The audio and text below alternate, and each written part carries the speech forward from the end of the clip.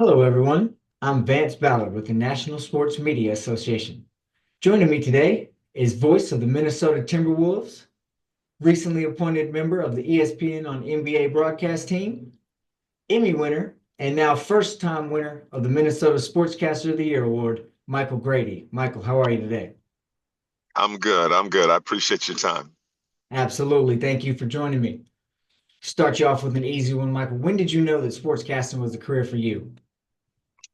Going back to, I would say 1998, Michael Jordan's last run with the Bulls, and watching Bob Costas and call Game 6 of the NBA Finals. And this was a time we don't see this as much anymore because there aren't DVDs, but there were a lot of Michael Jordan DVDs and VHS and things that were going around.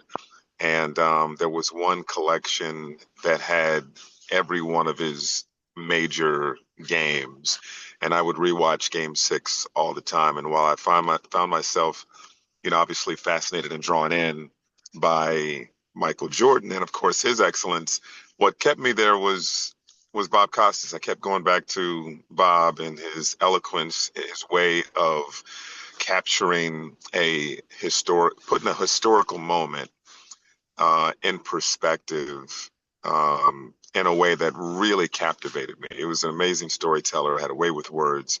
I would say the combination of Bob Costas, Ahmad Rashad, those days, um, really sparked an interest in broadcasting for me. And we happened to have a radio program at my high school that juniors and seniors were able to be a part of. And as soon as I became eligible to participate, I was all in it, and everything took off from there.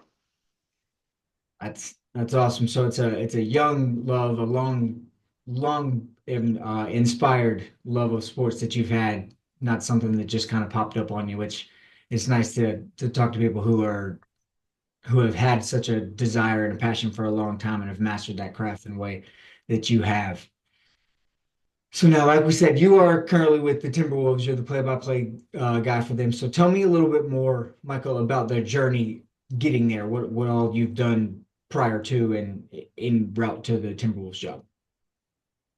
A little bit of everything. I enjoy talking to people about their journey because there aren't, no two paths are alike. So for me, it started off for a love of radio, with a love of radio. Started off as a board op, worked my way up to become executive producer of a local ESPN station in Indianapolis, and then eventually was able to co-host a midday show there for that station. The Indiana Pacers happened to be looking for a public address announcer during my early days in radio, and then I became the PA voice of the Pacers for the better part of a decade. And during that run, there were two Eastern Conference finals runs, another deep playoff run. And that was just an incredible experience for me. Then I also became a sports anchor for the local ABC affiliate in Indianapolis. And I was doing all three jobs for a period of 3 years, where I would do the radio show in the morning, go to the TV station, do the 5 o'clock, 6 o'clock sportscast, do the PA announcing for the Indiana Pacers game. If it was a road game, I was hosting the pre and post show. And then I would go back to the TV station and do the 11 o'clock sportscast. And so I did that for 3 years. And then the opportunity came in Brooklyn to be a sideline reporter with the Nets, opportunity to learn and grow in New York, pick the brain of the likes of an Iron Eagle, Mike Breen with the Knicks, and of course Ryan Ruocco, who's also with the Nets. And then around 2020, during the bubble, I had an opportunity to call my first NBA game. It was off monitor. I wasn't in the bubble in Orlando, but I was given an opportunity to do play by play, and that's what I wanted to do, for a long time. As I mentioned, going back to 1998, and so I kept getting fill-in opportunities. I got an opportunity at the NBA TV to do some center court games, and then my last year with the Nets, I had the good fortune of being able to call a 60-point game from Kyrie Irving, a 51-point game from Kevin Durant, and a 28-point comeback at the Garden. And those were amazing experiences. And that next off season, the Minnesota Timberwolves then called, and it was an amazing opportunity to join a great franchise, a great up and coming star in Anthony Edwards. And lo and behold, in my second season, they make it to the Western Conference Finals. So it's been an amazing ride, and I know that some people jump straight into play by play, and they have years and years and years under their belt before these opportunities come. And my route was a little different again, hosting a radio show, doing PA announcing, being a sports anchor. But every last one of those experiences prepared me for where I am now. And I pull from each and every one of those experiences with every play by play broadcast. That's awesome, Michael. And that just again, it speaks to the passion that we were mentioning earlier that you have for your craft and what you do and how and your desire to be better at it. Speaking of that, you're getting your flowers here. This is an interview for you winning your Sports Caster of the Year award. This is your first one of those awards. So can you kind of put into words for me what it means to have your work, your craft, what you do so often appreciated and respected by your peers to the point where they feel you deserve an award for it? It means a lot. I'm incredibly grateful. One thing about me, and I got this from my mom, is just enjoying what you do, showing up to work every day, having passion, in the friendliest sense, having competitive energy. I compete with myself. I want to be as good as I can possibly be. But that comes from the fact that I really do love and enjoy what I do. I love the game and I want to serve the game. And so for, my peers who I have a great deal of respect for, and many of whom inspire me, to recognize that, it's really hard to put it's really hard to put into words what that means, especially because I've been thinking about having this opportunity and dreaming about having this opportunity since I was a young teenager. So it's an incredible feeling. I'm incredibly thankful for, again, my peers and also the Minnesota community, and the way that they have embraced me in such a short amount of time, along with the opportunity given to me by the Minnesota Timberwolves, and them believing that there was something there with my ability, with which I knew was there all along, and just desired and wanted the platform. And so to be granted that platform and to be able to again serve the game and celebrate the game and these players on this stage means everything. Awesome act. Well, as someone who has frequently listened to your calls and you do games, it is a very well-deserved award. Know that it is earned and your hard work is evident in each and every broadcast that you do. Thank you. Absolutely. You mentioned this earlier in your journey talk. You spent some time on the sidelines as a sideline reporter with the Nets. What was the biggest difficulty or biggest challenge making the transition from the sidelines to putting on the headset for the first time? Uh,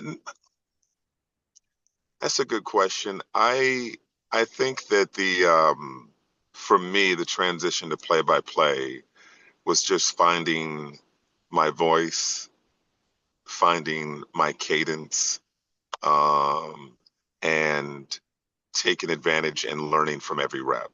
And you can study the game as much as you want. You can talk to peers who were veteran play-by-play announcers, but nothing prepares you better than the reps and being thrown into the water, if you will, and then figuring out how to swim. And so, from the sideline reporting perspective, I was able to observe Ian Eagle, who is one of the best to ever hold a microphone, Ryan Rucco, who is exceptional, and was able to observe and watch them on a night in and night out basis. Every game was a quality broadcast that you can take notes from, be a sponge, and kind of apply it to when you get that opportunity. But even with all that said, it's like jumping on a moving treadmill. It's not an easy thing, but with the reps, you figure it out. So it wasn't so much the sideline reporting to it. It was just I was really excited about the opportunity to call games on a regular basis because up to that point, I might have a game a month, and I would have a game that maybe I felt good about, and God, I wish I had one tomorrow.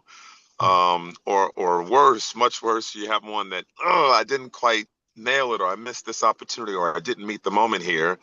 And again, I wish I had a game tomorrow. So the thing that excited me about regularly doing play by play was the fact that, no matter how I felt about the broadcast, there was always another one. And I'm always, chasing these opportunities to meet the moment, to be informative, to be entertaining, to have a good time, to share that passion with what's happening out there on the court. And it wasn't so much the transition in terms of what was the challenge. I think of the transition in terms of what helped me. And sideline reporting really helped me from a storytelling standpoint. And I apply all of those things in the role as play-by-play now as well. So that makes sense. It's really cool to see how you can pick from past experiences that you've mentioned several times and take them again and add them to each broadcast, like you said earlier. It's Yeah. really cool to hear. And it sounds like it wasn't necessarily a fear of difficulty with a new task. It was a excitement about, hey, this is something I've strived for, worked for, and it's finally time for me to get my opportunity. Let me utilize the reps that are provided for me. Yeah, yeah. You want to learn. You want to make mistakes. You learn from mistakes. There's so many different, intricacies within the game, and there's rules. There's a laundry list of rules and things like that that you feel like but then you see it in action and you didn't quite explain it and educate the audience in a way. There are so many different things that can trip you up in a broadcast, and until you experience it, you don't necessarily know what to look for. It could be in your tool bag, it could be in your notes, but you really have to go through it and go through it and go through it before you really feel like you have, the game firmly by the steering wheel and you have firm control. So, but even then, you get thrown curveballs. So that excites me.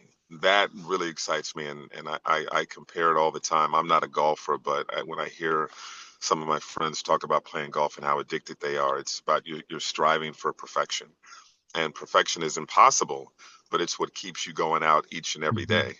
You may have an off day at the course, and then you can't wait to go back, and then you may have a good day, and then you try to duplicate that the next time you go out. And every time I put the headset on, I'm striving to have a great call. Um, and not every game works out that way, but you have more of them, than the games that you like to, or the moments that you like to throw away. And that's what excites me, as a competitor, as someone who loves the game. To just go out there and strive to be as great as I can possibly be, so that the crowd is informed and entertained. Right. Well, you've been doing quite a job of it. It's been working and paying off. Congratulations again on being named a member of the ESPN on NBA broadcast or the NBA on ESPN broadcast team this year.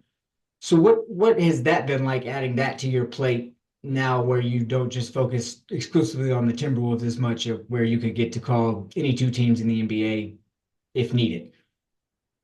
Yeah, it's an amazing opportunity, and again, being inspired from watching the Bob Costas and your Marv Alberts and guys like that, and Kevin Harlan and more of your modern voices, and guys that are still going. You want to be able to have a national voice, is something that, I've always aspired toward. I keep saying I want to serve the game, and to be able to be a part of the journey of a local broadcast and a local team is special to me. And the ride with the Timberwolves, continues to be amazing. And Mhm. of all the basketball experiences that I've had in my life, none really compared to Game 7, Western Conference semifinals in Denver, when the Minnesota Timberwolves pulled off a 20-point comeback to knock off the defending champion Denver Nuggets. That Goosebumps was just thinking about it. yeah, it was an incredible, incredible feeling to be a part of it. And I Mhm. wasn't just I wasn't the national voice in that sense. This is my team. These are guys that I, on the plane with several times a week. And I've been the voice of each of their games. And so Mhm. to be a part of that family and that run was amazing. So I love having that. And in addition to that, being able to develop, my voice and to be a part of high level broadcast to where a national audience, Mhm. recognizes, oh, this is in the same way that, I mean, this is the dream. Kevin Harlan, when you hear Kevin Harlan's voice, you go, oh, this is a big game. When you hear Mike Breen, this is a big game. I can go down the line. Ian, of course, Brian Anderson, Mark Jones. There's so many. This is this is a big game, and so I'd be yeah, I'm tickled to death to have the opportunity to have a platform to where more and more people can hear my voice on big games, the game that I love and that I'm super passionate about, and Mhm. to me that's the perfect balance. Yeah, absolutely.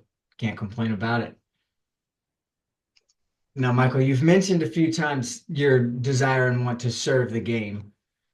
I've, in my research about you as well today, I've noticed you found a way to do that, not just in the NBA or in the men's game per se, but you also lended your vocal talents to the 2024 WNBA champion New York Liberty. What what is your how, if at all, does your approach differ when calling a WNBA game versus an NBA game? Doesn't differ at all. The W it kind of gave me my first opportunity. I wanted to cover NBA game, cover basketball. Going back to my time in Indianapolis, and before I was credentialed to go to a Indiana Pacers game. I was credentialed to go to an Indiana Fever game, Mhm. and it was my opportunity to interview professional talent just to see what that felt like and get comfortable and used to it, as I felt that more opportunities were going to come my way, and I didn't want to be um, like caught off guard in the moment. I just wanted those reps of being in the locker room and understanding what it was like to talk to high level professional talent. And so, Mhm. as a PA announcer, I was also doing PA announcing for the Indiana Fever, and they won a championship back in the early 2010s, which was an amazing moment and amazing to be a part of. Before I was given an opportunity to do play-by-play for the Brooklyn Nets on a fill-in basis, I was asked to do some games for the New York Liberty. So the W has been a big part of my journey. I remember watching the very first WNBA broadcast with the Sparks and the New York Liberty. I remember watching the Liberty battle the Houston Comets in the WNBA finals. I've had so many favorite players over the years, from watching Tamika Catchings up close and personal, to seeing again Cynthia Cooper, as a youngster, and then watching Diana Taurasi become the GOAT. So it's a big part of me and my journey. And I didn't blink at the opportunity. Didn't think twice when the chance presented itself to become, the voice last season, one Mhm. of the voices last season for the New York Liberty. And going back to your question, no, nothing changes. You're serving the game, the excitement of the game, the way the game has grown, your storytelling. There's so much history within the game. And so I love being a part of it, and I hope to continue to be a part of the W in the way that it's growing and continuing to blossom, with Asia Wilson and her star power. Obviously, what Caitlin Clark has done and Angel Reese a season ago, and soon to be Paige Beckers, and then after that, Juju. I mean, there's so many names that are going to continue to grow the game.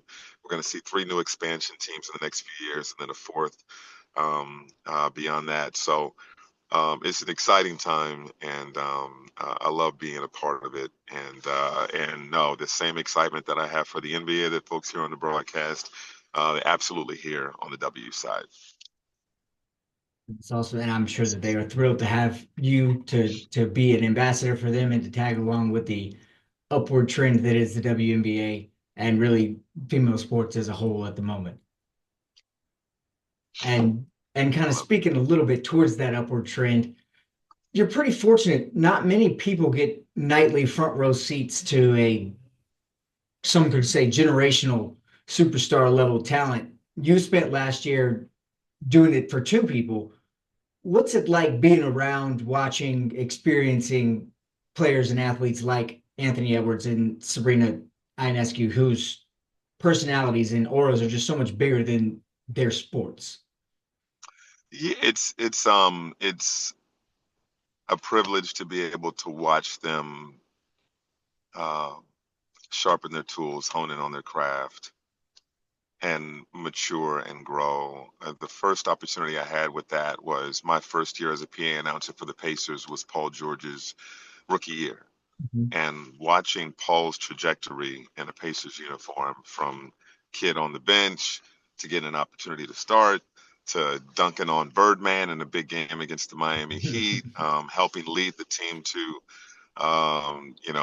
some long postseason runs, two Eastern Conference Finals, one Game 7 in the Eastern Conference. One time they got Game 7 in the Eastern Conference Finals where they came up short to Miami, but seeing him grow and blossom and seeing the work that he put in was a big time education for me. Going to Brooklyn and seeing D'Angelo Russell have his all-star season and watching so many young guys from Jared Allen to Spencer Dinwiddie to Karis LeVert, Joe Harris, and among others, elevate their game was a terrific learning experience. And the biggest for me was shortly after that run, Kevin Durant and Kyrie Irving came in, and I will always be appreciative of that time watching those two guys and James Harden for a short period too, but for a longer stretch, Kevin Durant and Kyrie, and watching them in practice, and then seeing that translate into games. That was a huge education in terms of what greatness looks like behind the scenes. And so to have the opportunity to watch Anthony Edwards now, and it made me smile seeing him gravitate towards Kevin Durant and the relationship that they continue to develop. And we saw blossom over in Paris as they won gold together for Team USA. And the same thing with Sabrina Ionescu, and seeing what she's able to do night in and night out. With that, of course, culminating with the championship this past year. It's amazing to have a front row seat to see how people who are etching their names in the history of the game, how they go about their business, Right. and both of them still have. I mean, they're in the early chapters of their stories, Mhm. particularly Anthony Edwards, who's just 23 years old. So it's been a joy to watch, and I'm excited to see what the future holds for both of them. Right. I'm always interested. It intrigues me to hear the perspective of someone who is conscious of the fact that they are watching that, like you say, someone kind of etched their names in the history books and are catching it early and are, what their experience is with someone from that kind of from the jump to until at this point with Anthony Edwards, especially, and you guys being so tied together with the Timberwolves. Yeah, no, it's been a joy to watch, and he continues to take his game to another level. Mhm. He's known as one of the best downhill guys in the NBA, and able to get to the cup and dunk on anybody.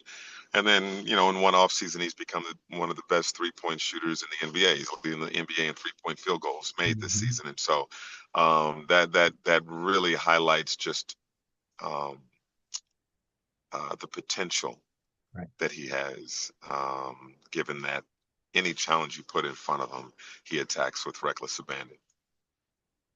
That's a perfect way to put it. That reckless abandon is it. Controlled chaos is often a Yeah, way I like to describe people like Anthony Edwards and the way yeah, they play the game. yes, Well, Michael, yes, like that. this has been fantastic, and again, I can't thank you enough for taking time out of your extremely busy, as we've mentioned several times, schedule. And with some news going on in Minnesota right now, it's only getting busier, I'd imagine. So as we wrap things up here, what's one piece of advice maybe you were given early on in your career, or something that you've noticed or learned along the way that you could pass on to students or young professionals like myself who are looking to get their foot in the door in sports media? I would say um,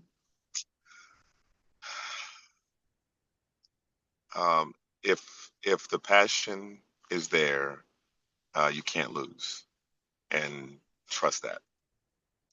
If the passion means that you are willing to do the dirty work, um, the not so glorious things. I think people will see folks on TV and say, "Oh, I want to do that," and not really understand all the hard work that goes into the craft when the cameras are off. If that turns you off about this profession, then it's probably not for you. But if the passion is truly there and you are unfazed by the preparation, um, you are unfazed by the amount of reps that you need to polish up, you are unfazed by the amount of no's that you will hear as you pursue opportunities, whether it be an internship or whether it be a job opportunity. If you can keep your enthusiasm, that fire inside of you, um, from being tamed in any way, shape, or form, um, then you cannot be stopped. Um, I would say take advantage of all the reps that you possibly can. I would say listen to yourself as much as you possibly can. That's something that's really cringe for a lot of up and coming announcers and even some veteran announcers. But it is truly one of the ways to get better is to listen to your work. Um, because you'll pick up on things where I'm repeating this word. I need to expand my vocabulary, or I didn't like the way I went to break here, or I didn't like the way I described this part of the action, whatever it may be. Uh, Listening to yourself is extremely important. Um, and again, just understanding that you're never really a finished product. Mhm. Um, I talked to some of my colleagues who have been doing it for a very long time, and they themselves say that they're not a finished product. You are constantly growing, evolving with the game, and that is truly exciting. So I would say maintain that passion, maintain that excitement, take advantage of reps, try not to be discouraged when those inevitable bumps in the road come, um, because it impacts your shine, and so network as much as you can, and concentrate on serving the game as opposed to serving yourself. And if you're serving the game and you're passionate about the game, then people are going to gravitate towards your broadcast. They're going to appreciate your broadcast, and it's going to elevate you even more.